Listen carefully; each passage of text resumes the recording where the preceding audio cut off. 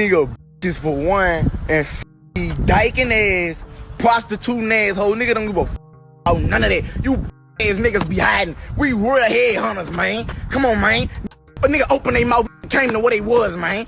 We all know hip-hop has a dark side, street drama, real consequences. But some stories are different. They expose the line between the music and the murders, between the bars and the blood. This is one of those stories. In 2022, a leaked audio dropped that changed everything. An alleged conversation, a confession, something that suggested one of rap's rising stars wasn't just talking about revenge in his lyrics. He was planning it. But here's the thing, no charges, no arrest, just speculation, conspiracy theories, and a family that lost everything. So what really happened? Who pulled the trigger? And why is one of the biggest names in hip-hop still walking free while the streets say they already know the truth? This is the untold story of NBA YoungBoy JayDaYoungan and a murder that Louisiana still can't solve. Let's set the scene real quick. July 27th, 2022. Bogalusa, Louisiana. Outside of his grandmother's house. That's where it went down. Hey there, Katie. Javarius Scott, a rapper who goes by the stage name JayDaYoungan, was just 24 years old. In his very short music career, he was really able to make a name for himself, not just in his hometown here in Bogalusa, but also the music industry.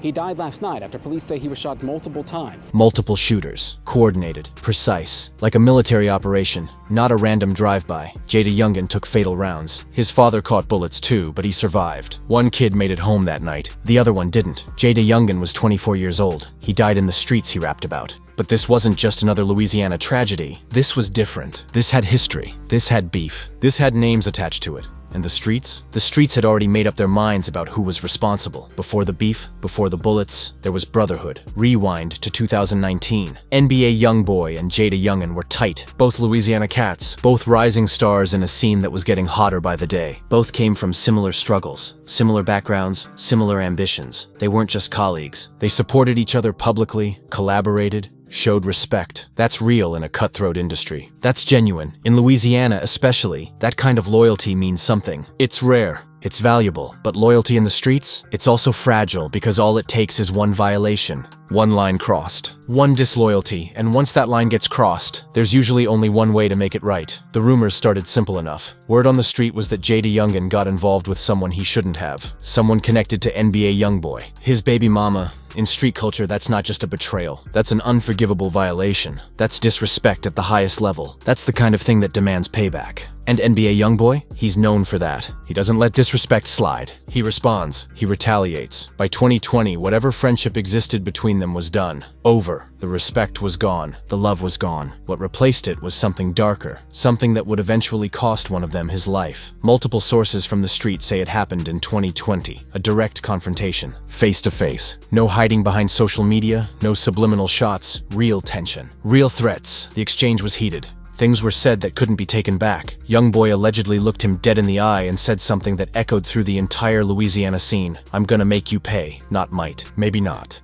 That's not a threat. That's a promise. JayDaYoungan didn't back down. He responded with his own counter threats, his own warnings. He made it known through his music, through his posts, through his circle. The beef became public. And in hip-hop culture, a public beef demands a public resolution. The streets were watching. The affiliates were picking sides. The tension was building towards something nobody could stop. What started as rumors became subliminal shots in songs. What became subliminal shots became diss tracks and cryptic social media posts. Both sides were sending messages, coded threats, veiled warnings. The streets were reading it all, analyzing every lyric, every post, every interview clip. In Louisiana, when two rappers are going at it like this, everyone's invested. Everyone's watching. And then things got darker. During this same period, NBA YoungBoy was dealing with his own legal issues. Federal charges, house arrest, constant surveillance from the feds, but even locked down, even monitored, his lyrics carried a message. References to revenge, threats of punishment for disrespect. And on JayDaYoungan's side, he was posting about being targeted, about staying cautious,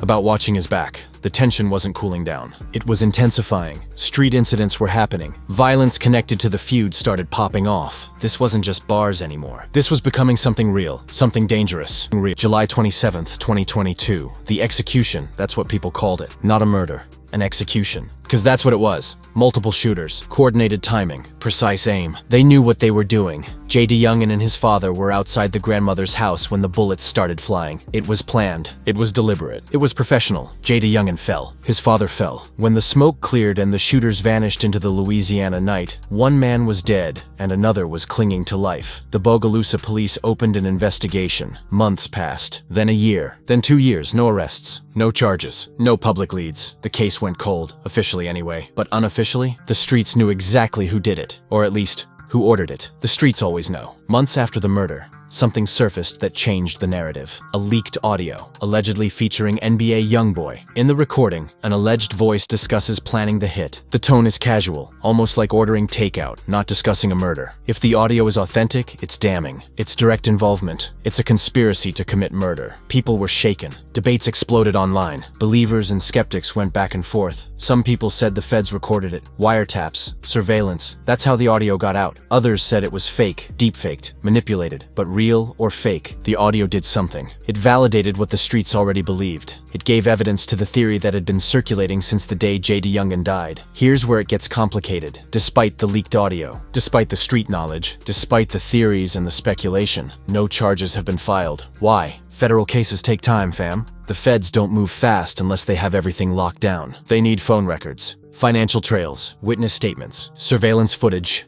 They need an airtight case. If that audio exists in federal hands, and they're using it as evidence, they're corroborating it with everything else they can find. But here's the other factor. NBA YoungBoy's already dealing with his own legal problems. Federal charges, ongoing court cases. His legal situation is complicated. That might slow down new conspiracy charges. It might change the strategy, or the feds might be holding the audio as leverage. Strategic pressure, a card to play when the time is right. What we know is this: the wheels of federal justice move slow, but they move, and they don't usually stop. This case is bigger than two rappers beefing. This is about hip-hop's relationship with violence, with revenge, with the street code. We glorify it in the music. We celebrate it in the culture. We turn murderers into legends and call it authenticity. But then somebody dies. A young talent with potential. Someone with a family. Someone who's real. And suddenly, the glorification feels hollow. NBA YoungBoy represents something that's both celebrated and condemned in rap culture: street authenticity. He's not putting on an act. His lyrics come from a real place.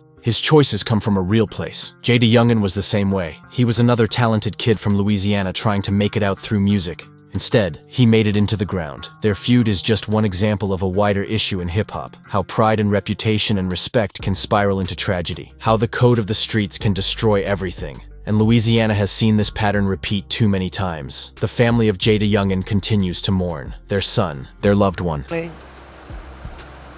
What I hear, someone came up from behind the house, and with a ski mask on, and gunned them down in broad open daylight on a public road, a road that's a busy road. So people have gotten so bold of doing things today because they know or they feel like they won't be. Gone over street codes and alleged disrespect, NBA YoungBoy, his legacy is different now. His music will always be attached to murder allegations. Real or alleged, the connection exists, even without charges. Even without a conviction, the reputational damage is permanent. If that audio is verified as authentic and charges are filed, YoungBoy could face life in prison. This case would blow up nationally. It would become a referendum on hip-hop, street culture, and federal prosecution of rappers. It would change the game. But even if charges never come, the story is already written in the streets. The narrative is already set. JayDaYoungan is gone. YoungBoy's name will forever carry the question, did he do it? This is a turning point for hip-hop culture, not because it's unique. There have been other cases, other beefs that turned deadly, but because we're forced to ask uncomfortable questions. What's the difference between keeping it real and keeping it destructive? Where's the line between respecting the street code and respecting human life? How many talented kids have to die before we understand that revenge is a cycle that doesn't end? JayDaYoungan is dead. YoungBoy's future is uncertain. The family is broken. The community is scarred. And the truth? The truth continues to unfold. Whether or not that audio ever leads to charges, whether or not the federal case moves forward,